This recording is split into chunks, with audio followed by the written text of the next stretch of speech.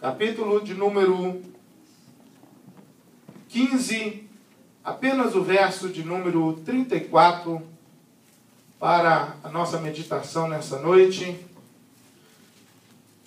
Evangelho de Marcos, capítulo de número 15, verso de número 34. Todos encontraram? Diga amém. Amém. Você que não encontrou, está aqui no telão. Vamos acompanhar. E à hora nona, Jesus exclamou com grande voz, dizendo: Eloi, Eloi, lema sabachthani. Isso traduzido é: Deus meu, por que me desamparaste? Tome o teu assento, por gentileza. Vamos nessa noite meditar nessa palavra em que o Senhor tem nos incomodado de uma certa maneira em estar falando sobre a cruz do Senhor Jesus. Sobre o nascimento falamos, sobre o seu caminhar para Jerusalém, os propósitos do Senhor, que ele veio não simplesmente para curar, ele veio com um propósito, e o propósito era a cruz.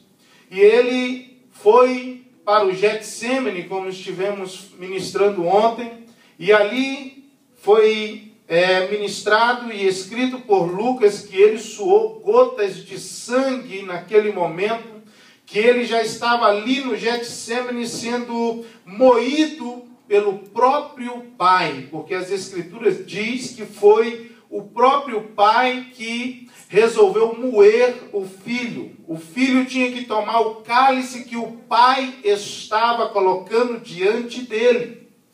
E nós encontramos aqui agora Marcos, ele relatando uma palavra a qual Jesus ele mencionou estando na cruz do Calvário. E eu quero dar uma pausa e abrir um parênteses aqui neste momento, porque o Senhor tem falado forte ao meu coração.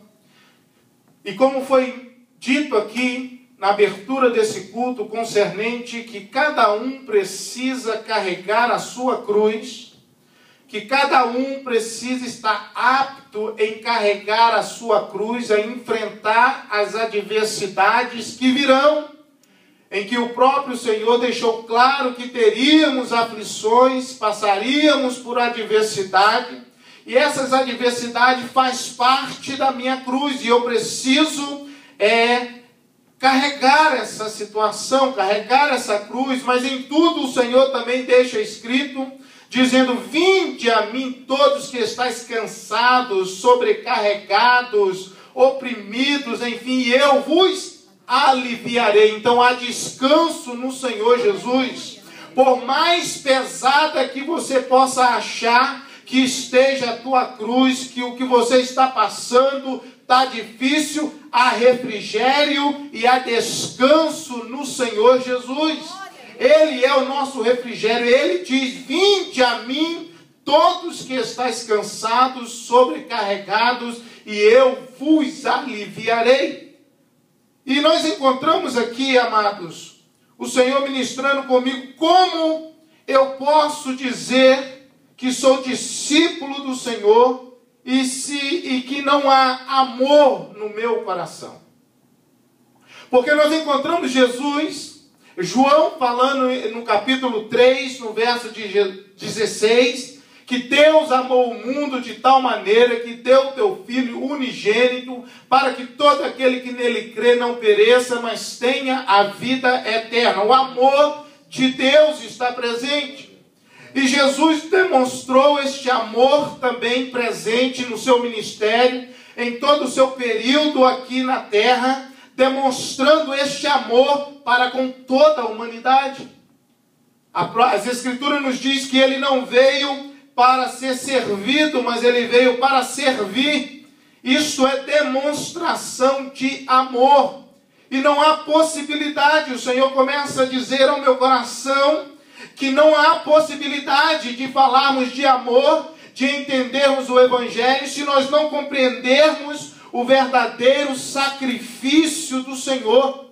O que Deus fez enviando Jesus, o seu nascimento, a sua trajetória, o seu caminhar, o Getsêmani e a cruz do Calvário, para que eu venha entender que este sacrifício é a maior demonstração de amor que ele podia fazer pela humanidade. E este amor, João escreve dizendo que eu preciso demonstrar este amor. Porque se eu amo a Deus, eu preciso amar o meu próximo. Eu preciso estender a mão ao caído. Eu preciso fazer verdadeiramente a diferença no meio do povo. E o Senhor me incomodou com um versículo e eu fiquei assustado. Eu fiquei a pensar, mas Senhor, e Ele dizendo, ministrando ao meu coração o Espírito Santo, Lucas 13, 22 até o 25. E isso nos assusta porque é um relato bíblico, é uma palavra dita pelo Senhor, e dizendo que nós precisamos, como servos do Senhor, estarmos atentos e vigilantes em nossa caminhada cristã. Que às vezes nos preocupamos com tantas coisas, queremos tantas coisas, e esquecemos de como está a nossa alma. Como está a questão da minha salvação. Todos que estão aqui dentro hoje têm planos para 2014. E a maioria está pensando assim: ano que vem eu vou começar. Porque o restante desse ano eu já não, esse restante desse ano não serve. Eu não vou começar hoje, eu vou começar o ano que vem. Não é assim? O ano que vem eu pego firme. O ano que vem, não, mas amanhã não, hoje não, amanhã não. O ano que vem eu vou começar, vou fazer uma aliança com o Senhor e vou pelo menos uma vez por semana, algumas horas do dia, vou tirar um tempo para o Senhor, vou jejuar. O ano que vem eu não vou dormir sem ler pelo menos 5 versículos da Bíblia. Mas o ano que vem